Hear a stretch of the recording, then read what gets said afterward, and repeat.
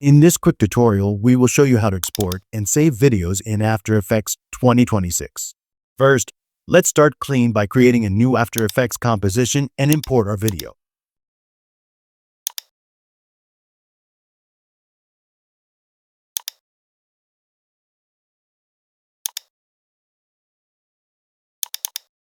Drag your video to the timeline.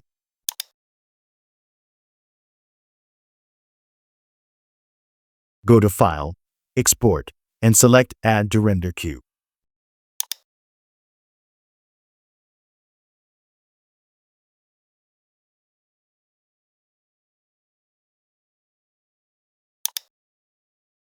Click on the link near Output module.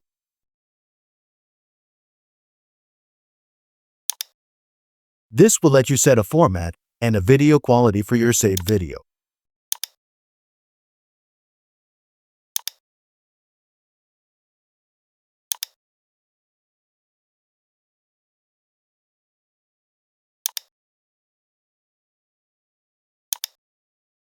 Near Output to, select where you want to export your video file.